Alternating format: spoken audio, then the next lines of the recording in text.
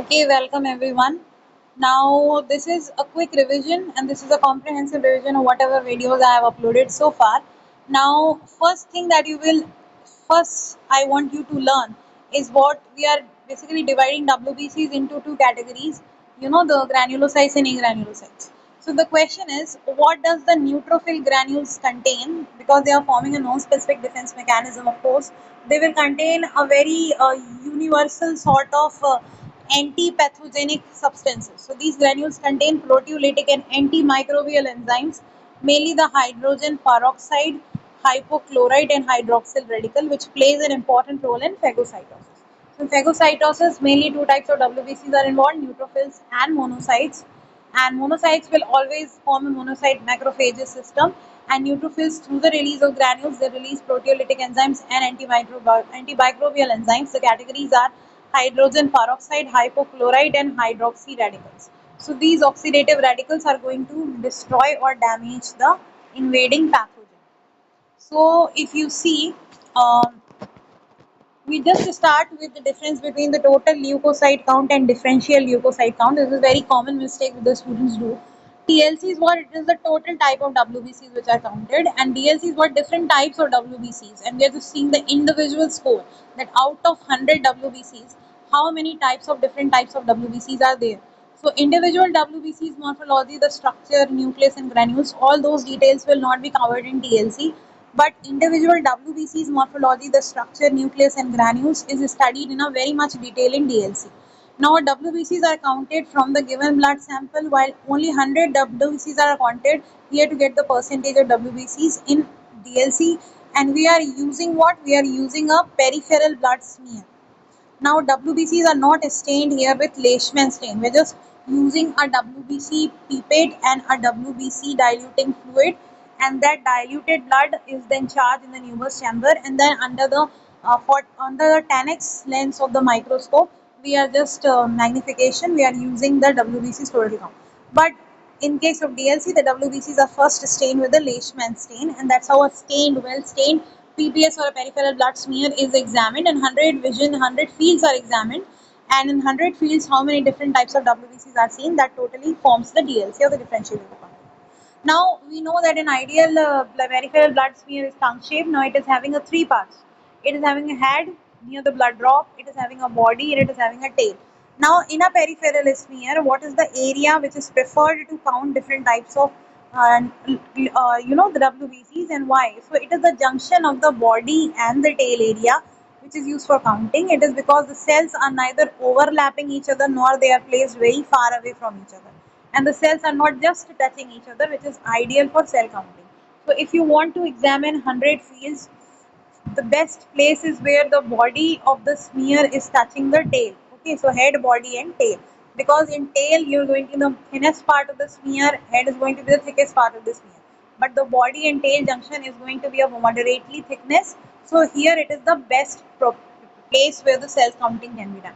Now, how many cells do you count in a peripheral smear examination? We count 100 cells in 10 rows and 10 columns, and it is because the end of the cell count, they can be easily expressed in percentage because we are counting 100 cells. Now, the method of counting the cells in PBS, it is always counted in a zigzag manner. It starts from right to move left until we find WBCs from there, and I move the slide one cell down to start the counting from left to right until I find the 10 WBCs. So continue the same procedure to find 100 WBCs, 10 rows and 10 columns. Now, what is the type of leukocytic count done in the peripheral smear? Obviously, the manual counting procedure expressed in percentage at the end of the cell count. So, it is the manual counting procedure. How is the differential leukocyte count different from the TLC? In total leukocyte count, we count only the number of WBCs in a given sample, but in DLC, we don't focus on the cell count. Rather, we focus on identifying and differentiating the different type of WBCs of one another. Now, what are the uses of peripheral smear? I have already told you. It is peripheral smear examination is very useful. It is this for obviously the very first important use in DLC is for identifying the morphology of different types of WBCs and studying how many types of WBCs are there, whether they are in the normal range or not. Then estimate the percentage of different blood WBCs. Studying the morphology of RBCs as well. In case of blood indices, in case of the morphological classification of anemia, the morphology of RBCs like normocytic, normochromic, microcytic, normochromic, macrocytic, normochromic, all these kind of classification depending upon the morphology of the RBCs to be studied in peripheral blood smear. Then also in order to roughly estimate the platelet count, you can use a PBS, and most importantly to diagnose the parasitic infestation like malaria. So once again, I'll tell you, if there is a fever profile case, as I told you, if you have a DLC report, you have to this fever profile panel which a physician has to order. Of course, they'll order the CBC. Most of the bacterial viral infections can be detected whether there is neutrophilia or lymphopenia. Then, in case of parasite, in case of malaria, the parasite will be seen in PBS. So you'll write PBS for MP. That is one of the tests, right? Now we'll come to the thing that which type of smear is preferred to observe the parasites and why. So thick peripheral smear is preferred to observe the parasites, as I told you, the malarial parasite. Thick smears is covering more blood for the detection of more parasites. So thick smear is preferred. Now, which parasite can be detected through the peripheral smear examination? All these, this malaria disease or the filaria disease, all these parasites, all these parasitic infestation can be cleared out. Most commonly, the mosquito-borne diseases can be easily detected by using a peripheral smear examination. So PBS for MP or for any type of mosquito-borne disease, the fever, PBS for MP must be written along with CBC. Where do you use thin peripheral smear? Thin peripheral smear is used in differential leukocyte counting and diagnosis of anemia based on the morphology. So you have a thick and a thin peripheral smear depending upon the amount of the blood you are using. Now, can you classify the WBCs? Again, one more thing: granulocytes and agranulocyte. Normal WBC count I've told you.